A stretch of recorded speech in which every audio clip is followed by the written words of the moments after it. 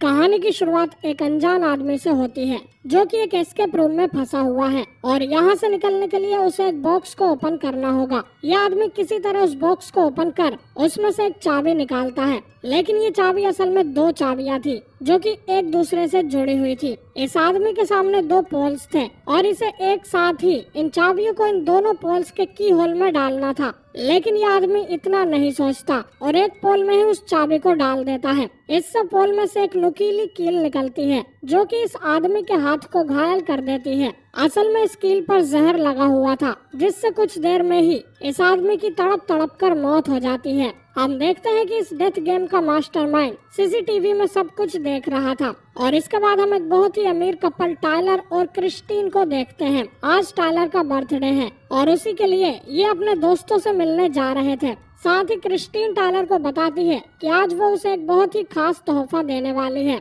जिसे टायलर कभी नहीं भूलेगा। ये दोनों एक 5 स्टार होटल में जाते हैं जहां इनके बाकी दोस्त बैठे हुए थे। इनमें शामिल है टायलर की बहन टेबी, उसका बॉयफ्रेंड कॉनरेड, नताशा और उसका हस्बैंड एंडरसन जिसकी वो हमेशा बेइज्जती करती रहती है, और हेडली। ये सब भी अमीर थे लेकिन टायलर जितने नहीं। डिनर करने के बाद क्रिस्टीन टायलर को उसका बर्थडे गिफ्ट देती है जो है एस्केप रूम के पासेस, और वो भी उन सब के लिए। इसमें इन सभी लोगों को एक कमरे में बंद कर दिया जाएगा और वहाँ की पहेलियां सुलझाकर इन्हें 1 घंटे के अंदर बाहर निकलना होगा। शुरू में सबको आइडिया बोरिंग लगता है लेकिन बाद में सभी इसके लिए मान जाते हैं। इन्हें क्या पता था कि क्रिस्टीन के इस गिफ्ट से इन सब की जान खतरे में आने वाली थी। इन सब को लेने के लिए नीचे एक वैन भी आई हुई थी। हेडली को छोड़कर सभी इसमें बैठ जाते हैं क्योंकि उसे किसी दूसरी पार्टी में जाना था। इसके बाद वैन इन्हें लेकर निकल पड़ती है। क्रिस्टीन बताती है कि इस गेम के लिए उसे सामने से इनविटेशन आया था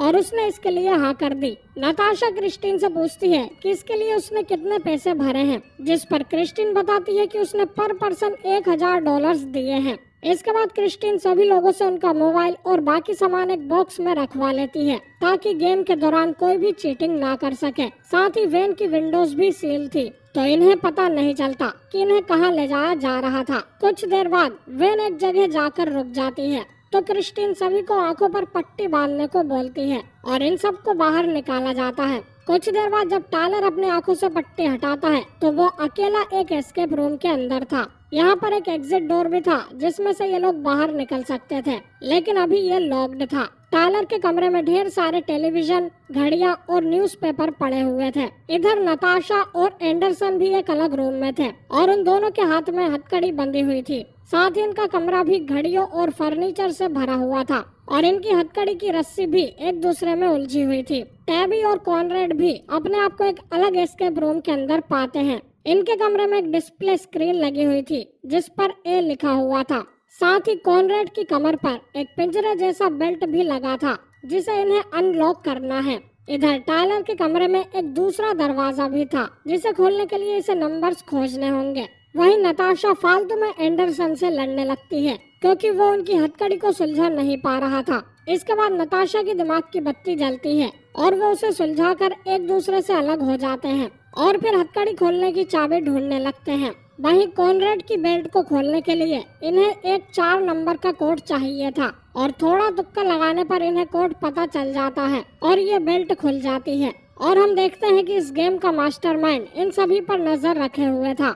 इधर टायलर को पता चलता है कि उसका और एंडरसन वाला रूम बिल्कुल पास है। उनके बीच बस एक डोर है जो कि कॉम्बिनेशन लॉक से खुलेगा। एंडरसन टायलर को बताता है कि उसके कमरे में ढेर सारा फर्नीचर और 4 घड़ियां लगी हुई है जो कि बंद पड़ी है। टायलर पूछता है कि वो चारों घड़ियां कौन से टाइम पर रुकी हुई थी। एंडरसन टायलर को सभी का टाइम बताता है और उन नंबर्स को टायलर कॉम्बिनेशन लॉक में डालकर दरवाजा खोल लेता है। हम ये भी देखते हैं कि नताशा टायलर से कुछ ज्यादा ही चिपक रही होती है जैसे इन दोनों के बीच कोई सीक्रेट अफेयर हो। खैर, नताशा को इस डोर में से एक चाबी भी मिलती है जिससे ये अपनी हथकड़ी खोल लेते हैं। साथ ही एंडरसन को यहाँ एक गेम कार्ड भी पड़ा हुआ मिलता है जिसे टायलर अपने पास रख लेता है। इसके बाद ये तीनों अगली पहेली खोजने लगते हैं और नताशा की नजर यहाँ लगी जानवरों की पेंटिंग पर जाती है। नताशा कहती है कि हमें इन पेंटिंग्स को इन जानवरों की फूड चेन के हिसाब से रीअरेंज करना चाहिए। ये ऐसा ही करते हैं और कौन सा जानवर किसका शिकार है इस ऑर्डर में पेंटिंग्स को जमा देते हैं और ऐसा करते ही दीवार का एक हिस्सा ओपन हो जाता है जिसके अंदर कॉनरेड और टेबी मजे कर रहे थे। मतलब इन तीनों के एस्केप रूम्स आपस में जुड़े हुए हैं, लेकिन इन्हें टेबी और कॉनरेड के कमरे से कोई आवाज सुनाई नहीं दे रही थी। इसके बाद ये तीनों टायलर वाले कमरे में जाते हैं, जहाँ की वॉल पर टायलर को एक दरवाजा मिल जाता है जो कि कॉनरेड वाले कमरे का था। बट इसे खोलने के लिए भी इन्हें एक चाबी चाहिए थी। टायलर देखता है कि यहाँ की एक घड़ी में सिर्फ घंटे का कांटा था, जिसे टायलर बाहर निकाल लेता है और ऐसी घड़ी ढूंढने को बोलता है जिसमें सिर्फ मिनट का कांटा हो। एंडरसन को ऐसी घड़ी मिल जाती है और उसमें इन्हें एक दूसरा गेम कार्ड भी मिलता है और उसे भी टायलर अपने पास रख लेता है। इसके बाद टायलर घंटे और मिनट वाले कांटे को जोड़ लेता है, जिससे एक चाबी बन जाती है और इस चाबी से कॉनरेड के कमरे का दरवाजा खुल जाता है। अब ये पांचों टायलर के कमरे में आ गए थे और यहाँ पर जो टीवी रखे हुए थे वो सब चलने लगते हैं, जिसमें ये लोग कैथरीन को एक पिंजरे के अंदर बंद पाते हैं। टायलर कहता है कि ये सब भी गेम का हिस्सा होगा और उन्हें टाइम खत्म होने से पहले क्रिस्टीन को जाकर बचाना है। अब ये कॉनरेड वाले कमरे में जाते हैं, जहाँ उस डिस्प्ले पर ABCD लिखी हुई थी और ये डिस्प्ले तभी ऑन रहती है जब इस कमरे का दरवाजा बंद रहे। टायलर कहता है कि उन्हें कोई स्पेलिंग को इस डिस्प्ले के अंदर एंटर करना है। ये लोग स्पेलिंग का कोई क्लू खोजने लगते हैं और टायलर को कॉनरेड की बेल्ट में तीसरा गेम कार्ड भी मिलता है। क्लू खोजते हुए ये टायलर वाले कमरे में आते हैं, जहां एंडरसन को लगता है कि उन्हें इस पहेली का आंसर न्यूज़पेपर्स में मिल सकता है, लेकिन यहाँ कई सालों पुराने न्यूज़पेपर्स पड़े हुए थे। तो टेबी आइडिया देती है कि उन्हें टायलर की बर्थ डेट वाला न्यूज़पेपर देखना चाहिए, क्योंकि आज टायलर का बर्थडे था। थोड़ा ढूंढने पर इन्हें टायलर की बर्थडे वाला न्यूज़पेपर मिल जाता है और उसके क्रॉसवर्ड में सिर्फ एक वर्ड भरना ही बाकी था, जिसका क्लू था अपनी तारीफ करने वाला। अब टेबी और कॉनरेड उस रूम में जाकर कुछ स्पेलिंग्स को ट्राई करते हैं, लेकिन फिर टायलर को इसका असली जवाब मिल जाता है, जो कि है थीम सॉन्ग, और ये बिल्कुल सही आंसर था। इसके बाद एंडरसन उन दोनों को बाहर निकालने जाता है और मौका देखकर नताशा टायलर पर चढ़ने लगती है, लेकिन टायलर उसे डांटते हुए मना कर देता है। इधर एंडरसन से उस डोर की चाबी टूट जाती है, जिससे कॉनरेड और टेबी उसी कमरे में फंस जाते हैं। लेकिन उन दोनों को इस बात की कोई चिंता नहीं थी, क्योंकि आखिर ये बस एक मामूली गेम है। लेकिन फिर नताशा देखती है कि उनके कमरे में किसी तरह का धुआं रिलीज किया जा रहा था और धीरे धीरे उन्हें पता चलता है कि ये एसिड वाला धुआं है, जिससे कॉनरेड और टेबी के शरीर की खाल जलने लगती है। एंडरसन पूरी ताकत से उनके डोर को ओपन करने की कोशिश करता है, लेकिन कोई फायदा नहीं होता और देखते ही देखते कॉनरेड और टेबी का शरीर गल जाता है और उन दोनों की मौत हो जाती है। ये नजारा देख तीनों शॉक हो गए थे, क्योंकि अब जाकर उन्हें पता चला था कि ये डेथ गेम कोई मजाक नहीं है और यहाँ इनकी जान जा सकती है। क्रिस्टीन भी एक असली पिंजरे में बंद थी और उसके सारे कपड़े भी निकाल दिए गए थे। इधर नताशा एंडरसन पर ही इल्जाम लगाती है कि उसने जानबूझकर उस कमरे की चाबी तोड़ दी होगी। अब टायलर इनसे कहता है कि लड़ने से कोई फायदा नहीं है और उन्हें जल्द ही यहाँ से निकलकर क्रिस्टीन को बचाना होगा, वरना ये सब भी मारे जाएंगे। थोड़ी छानबीन करने पर टायलर को इस कमरे में एक AC वेंट मिलती है, जिसकी वजह से ये सब इस बंद कमरे में सांस ले रहे थे। टायलर इसी वेंट से बाहर निकलने का बोलता है और नताशा और एंडरसन भी उसके पीछे आते हैं। थोड़ा आगे जाने पर टायलर को एक खाली जगह मिलती है, जहाँ पर इनके लिए एक और पहेली बनी हुई थी और यहाँ उसे चौथा गेम कार्ड भी मिलता है। अब आगे जाने का रास्ता तभी खुलेगा जब ये लोग पहेली को हल करेंगे। वहीं पीछे इन लोगों को किसी ब्लेड के काटने की आवाज भी आने लगती है, जो कि इनके करीब आती जा रही थी। ये एक ग्रीक पहेली थी जिसका आंसर एंडरसन को पता था। वो इसका हल टायलर को बताता है और आगे जाने का रास्ता ओपन हो जाता है, जिसमें से टायलर और नताशा तो निकल जाते हैं, लेकिन एंडरसन उसी वेंट में फंस जाता है और ब्लेड उसे बीच में से काट देती है, जिससे एंडरसन भी मारा जाता है।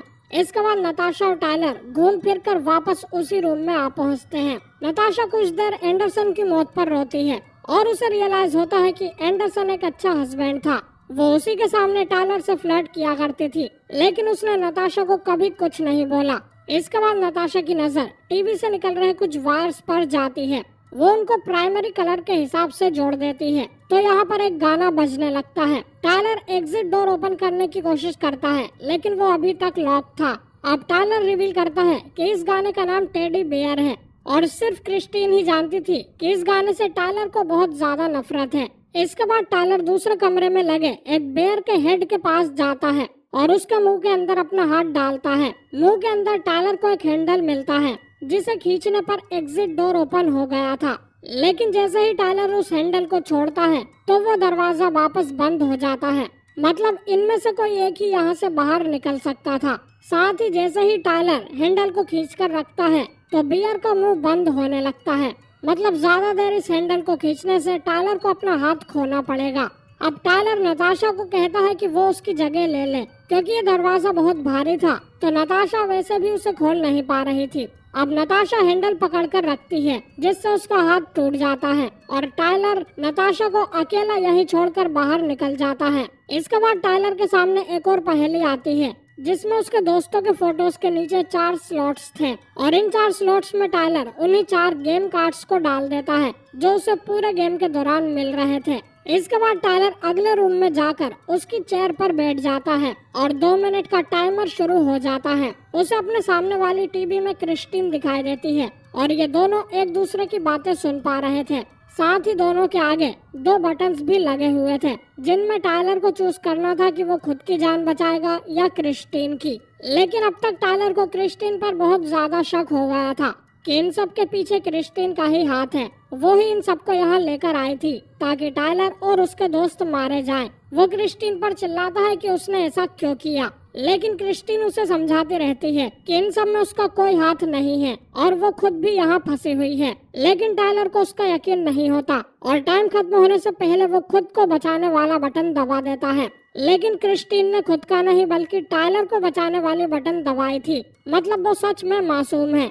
लेकिन इस पहेली में इन दोनों को एक दूसरे को चुनना था और क्योंकि टायलर ने खुद को बचाने का बटन दबाया था तो उसी चेयर में से एक रॉड टायलर के सीने से आर पार हो जाती है और टायलर भी मारा जाता है। अब कुछ देर बाद क्रिस्टीन का पिंजरा अपने आप खुल जाता है। क्रिस्टीन उसमें से बाहर निकलती है और हम देखते हैं कि इतने टाइम से क्रिस्टीन एक वैन के अंदर कैद थी। क्रिस्टीन उस वैन से निकलकर पास के एक टेलीफोन बूथ में जाती है और वहाँ से पुलिस को फोन करती है। उसे बताया जाता है कि पुलिस जल्द ही उसके पास पहुंच जाएगी। अब इससे पहले क्रिस्टीन कुछ बताए, एस्केप रूम का मास्टरमाइंड इस कॉल को हैक कर लेता है और क्रिस्टीन से कहता है कि उसके सभी दोस्तों की मौत की जिम्मेदार वो खुद है, क्योंकि उसे ही आज कुछ तूफानी करना था। क्रिस्टीन उसे पुलिस की धमकी देती है जिस पर मास्टरमाइंड बोलता है कि अगर वो उन्हें सब कुछ बता भी देगी तो भी उसकी बात का कोई यकीन नहीं करेगा, क्योंकि क्रिस्टीन को नहीं पता कि ये एस्केप रूम किस जगह पर है या उसके दोस्तों की लाशें कहाँ पर हैं। इतना कहकर मास्टरमाइंड कॉल कट कर देता है